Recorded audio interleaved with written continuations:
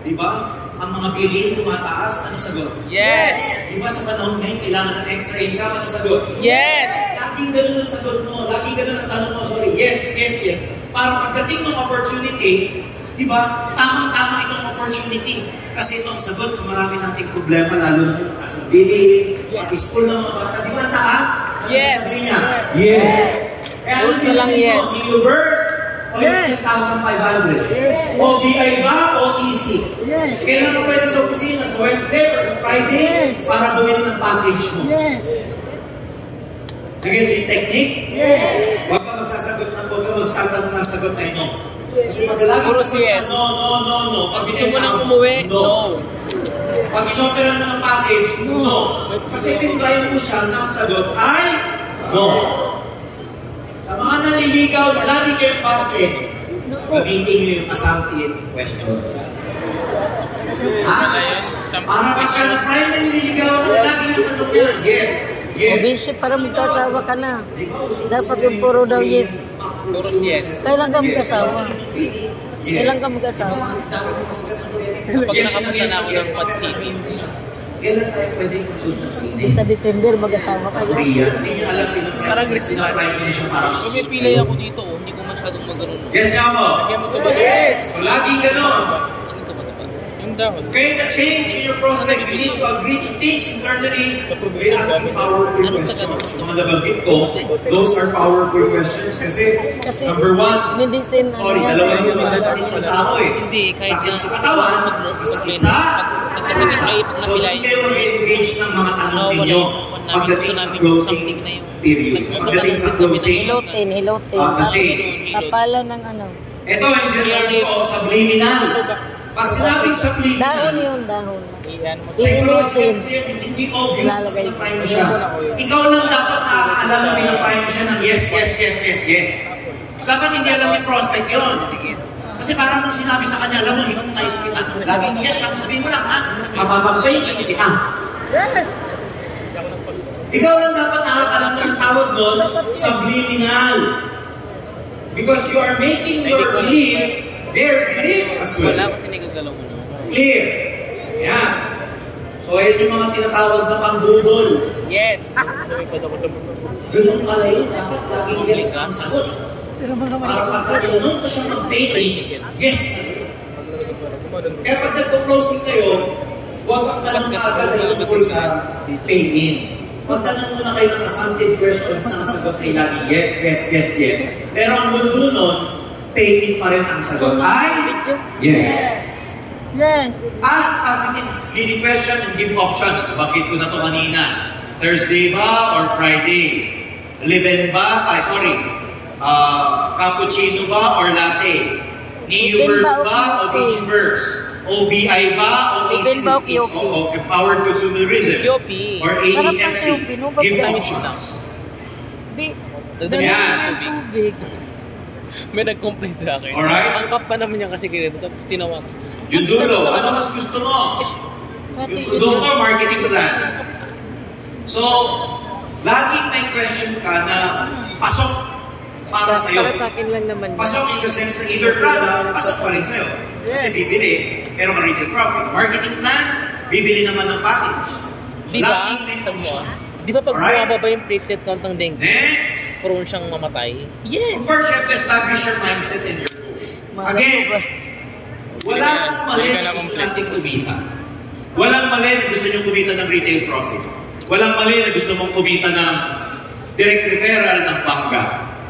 Pero given na po yun lahat, pag ang mindset mo is, number one, mag-offer ng solution sa prospect.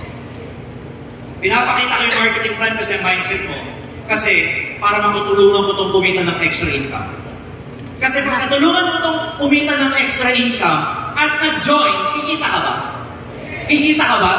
Yes. Kaya gano'n na lang ang mindset mo, maghanap ka na lang ng mga taong tutulungan. Tulungan sa sakit. Bumili ng produkto, may kita ka wala? Meron. Bumili ng package, may kita ka wala? Meron. Nag-join, nag-active, may kita ka wala? So ang mindset mo dito, mag-offer ka ng value. Mag-offer ka ng solution.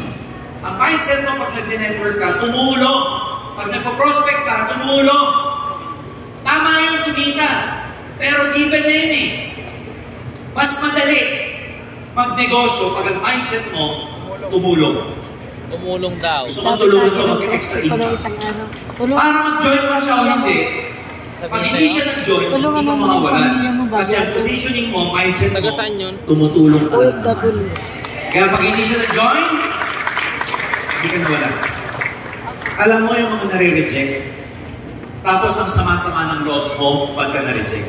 Kasi hindi mo nakuha yung motibo mo. Kaya ang sakit. Hindi mo nakuha yung direct referral. Pera na, naging bato pa. Pero pag ang motibo mo tumulong, hindi nag-take it, ayaw, tigas ng ulo, negative. Ano mindset mo? Halak ka, kung naman tinutulungan, ayaw mo pa. Tama! Tama! Nakuha niyo siya? Parehong nagpe-present, parehong nagpe-benta, pero magkaiba ng mindset at sa mundo. So kung nahihirapan kayo minsan, hindi yung pagnenegosyo ang mahirap. May maling mindset sa inyo, kaya ka nahihirapan. Yun. Ano yung mindset mo? Correct. Gusto mo lang kumita ng kumita, wala sa motibo yung tumulong, mag-offer ng solution. Correct. Wala sa motibo yung mag-offer ng produkto para gumaling, pakiramdam ng prospect. Alright. Helping business. Add value and solve problems. Napapansin niyo yung sinasabi ko? Kinokopya ako ng PowerPoint ko. Nauuna yung sinasabi ko sa PowerPoint ko. Give assurance and guidance. To give clarifications and instructions. This is very clear. This is very important. Pag sinabing clarification and instruction, yung lahat ng katanungan nila sa isip nila, duda nila, tinatanggal mo. Mamaya, meron tayong portion na ganyan. We need to build and establish an agreement. Ano ba yung tinatawag na agreement? Kasunduan. Pag nag-join ka, tutulungan kita. Dapat maintindihan ng prospect at pag ininom niya itong complete, gaganda pakiramdam niya. It's an agreement. Pag sabing agreement, one way o two way? One way o two way? Pag ikaw ang lagi mong iniisip, kumita. One way or two way? So lagi ka dapat two way, both beneficial. When it becomes both beneficial for you, then it's an agreement. Yan, overcoming objection. Isa sa mga closing, isa sa mga very important part ng closing na dapat matutunan mo, yung mag-answer ng objection. At huwag kayong matatakot sa mga negative. Yung matanong. Kasi yung mga negative na yan, yung mga matatanong na yan, pag yan ang nasagot nyo ng tama, yan ang pinakamagagaling na magiging downline ninyo. Yung mga negative na yan. At saka maganda sa negative, pag na-positive siya, kaya niya rin sagutin lahat ng negative. Kasi dati siyang ganun eh. Ang pinakayaw ko sa lahat, yung pagkatapos ng presentation, pay in agad. Yung excited, sama ako dyan! Pay in! Naglabas! Unang rejection niya, ayaw na. Tama, kasi siya Bakit? tama. Walang tanong, walang objection, excited lang, na-hype lang. Pero ang pinakagusto kong prospect, yung maraming tanong. Kasi pag maraming tanong at nag-pay in, ang tibay, hindi basta-basta, nangingibag yan. So paano yan? Mag-offline na At tayo? saka yung mga negative, pag naging positive na, tapos merong nag-negative sa kanila, number one niloso ko, yung dating Kasama ka na. negative. Di ba offline? Ang sabi niya, ganyan din ako dati. Ganyan din ang matahayan ko dati. Kala ko rin pyramid. Mali ka bro. Pare yung best friend niya, nire-recruit niya, tapos sasabihin yung best friend niya, hindi ko yan. Ba't ka na-join niya? Sabihin niya, ganyan din ako dati bro. Negative din ako. Ako pinaka-piloso ko sa buong mundo. Talo kita. So, hindi mo objection. Ayan, maraming mga objections eh. Yung mga sample, ayan, no? Pinaka-importante connection sa negative. Itong feel, felt, and found. Sorry sa English pagka sinabi sa ng prospect mo, you know, I don't like that. It's pyramiding, a lot of scammers. Only the people at the top are making a lot of money. I don't believe that. Sa English, ang sagot mo, you know what? I feel the same way. When I first saw this opportunity, I felt that this is a scam. But you know what? When I went to their office, I studied in there, I found out that it was never a scam and it's actually an opportunity. Feel, fail, and found. Sa Tagalog, alam mo, ganyan din ang naramdaman ko dati. Ganyan ako, bro. Kala ko scam. Yun pala. Ang feeling ko nga eh, talagang yung pang-take-in. Ako, ang feeling ko doon, kikitaan lang ako. Pero alam mo, nung pinag-aralan ko, naalaman ko, yun yung Tagalog, I found out, naalaman ko, ang dami palang yumayaman dito. Naalaman ko, kahit hindi ako mag-join, mayaman na yung Team Global. Kahit hindi nila kunin yung 10-5 ko, bilyonaryo na yung company. Hindi pala nila kailangan ng pera. Kaya ako nabaliw, bro, kasi naalaman ko, ang daming yumaman na katulad kong dating estudyante. Nakaka-relate ka dun sa feel, fail, and found. Ganda ng presyo. Huwag niyong makawain. Pag sinabing scam yan, walang mangyayari sa inyo, bro. Bahala ka, demonyo. Against yun? Huwag niyong sasabihin, kasama ka, dream stealer. Sabi sa NDO, do not listen to dream stealer. Dream stealer ka. Bakit? Gets niyo ako? Isa kang tae. Sabi sa NDO, nako, ikaw na ikaw, bro, yung NDO, mamatay kang duha. Some join, some won't. So what? Next! Gets niyo ako? Mas masarap pagka may objection. Harapin niyo. Nalala ko tuloy ako dati. Yung nanliligaw kay Vince, i-invite namin. Ayaw mag-Vince. Sinabihan ko, bahala ka nga, mamatay kang duha. Galit na galit So, siya. ano yung gagamitin yung feel, felt, and found? Ayan yung sabi niya, di ba? Solve the misinformation by giving a better information. Yan. Yan yung feel, felt, and found. Ito yung mga objections so frequently asked. Kaya no market, sorry. Industry doubt. Ano yung sasabihin nila? Saturated na. Ganda ng clicker nila, no? Member na. Dapat basic to. Alright? Saturated na, dami ng member. Sabihin mo sa kanya, actually, yan din ang inisip ko dati. Pag na-join ako dyan, naku, ang dami ng member. Feeling mo nga, pag na-join ako, huling-huli na ako eh. Pero alam mo, nung napag-aralan ko, naku, I found out, 7.5 billion pa lang prospect sa buong mundo, lalo na sa power ng online marketing. Wow! Grabe! Sasabihin mo lang sa kanila, you know what I found out? Doon sa 300 na pangalan sa directory ko, ang dami ko palang pwedeng ma-recruit. So walang saturation. Everyday may nagbe-birthday. Kung lahat member na, hindi ka mautusan. Yung 14 years old yun, bantayan mo. 3 years from now, akin ka ha? Akin ka. Sa Ultimax nga, 14 pa lang, Kung duda ka, marketer na. bantayan mo yung mga 1 year old. Nawala. Pasensya na kayo, sinasabotahe ako ni Joel. Si Joel, yung ano namin. Kayang-kaya. Biro lang. Kayang-kaya kasi kayang-kaya ni Mama yan. Huy! Yan, market saturation. Imagine Industry may down. easy na, di pa siya pinanganak. Next. Kasi di pa siya 18 eh. Only Hindi the na yung people at easy. the top. Ganun ulit. Use the word feel, felt, and So, ibig sabihin, yung pinanganak ngayon, prospect pa rin natin. After 18 years, crystal na yun. You know what? Sabihin ko sa kanya, I feel the same way.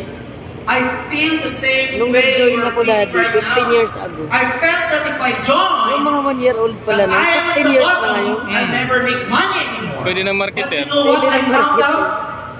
I personally listened to Mr. Joseph Reed, and he was not even at the top.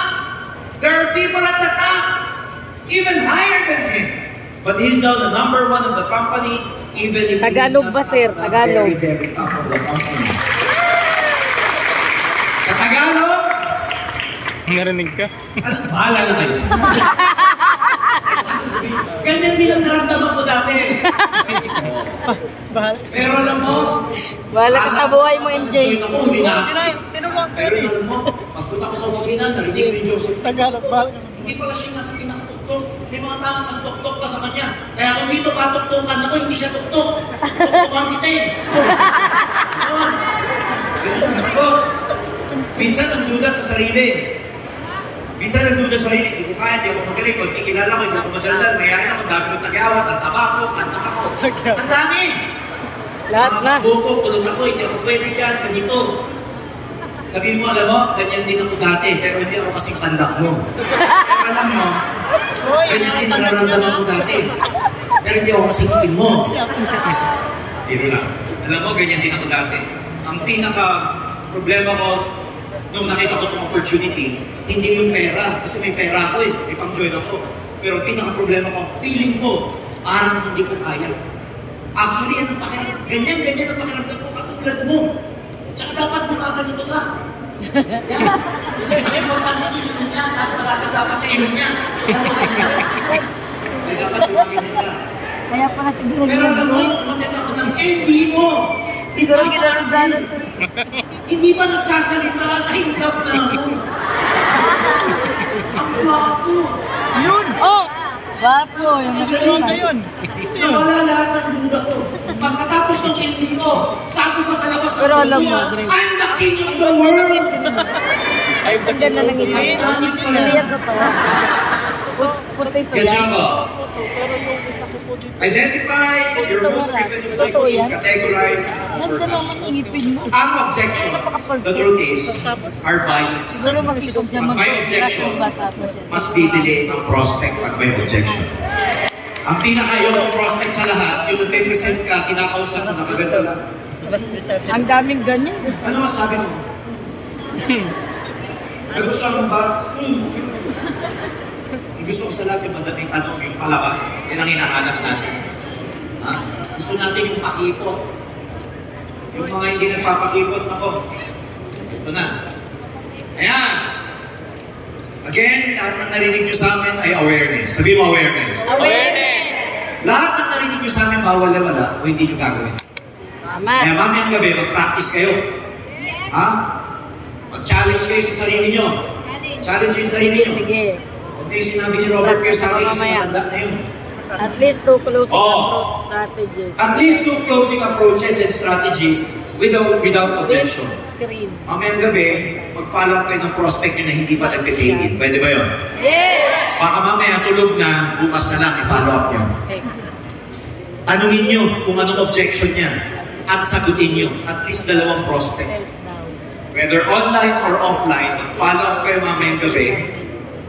Bro, kailan ka pupunta sa opisina? Sa Wednesday or sa Thursday? Bro, ano bang nagustuhan mo? Yung marketing plan o yung produkto? Pag ang objection niya, wala akong pera eh. Pag-practicean niyo. Ano sasabihin niyo? Yung number 2. You know, dati ganyan din ang pakiramdam ko, wala akong pera. Pero alam mo, kung wala ka tayong pera sa ngayon at hindi natin gagawa ng paraan, habang buhay na tayong mawawalan ng pera. Yes! So, eto bro, join ako 2 years ago. Wala rin ako pera, pero ginawa ko ng paraan. Ipinangutang ko kasi nalaman ko may 2 palang klase ng utang. May magandang utang at masamang utang. Tama!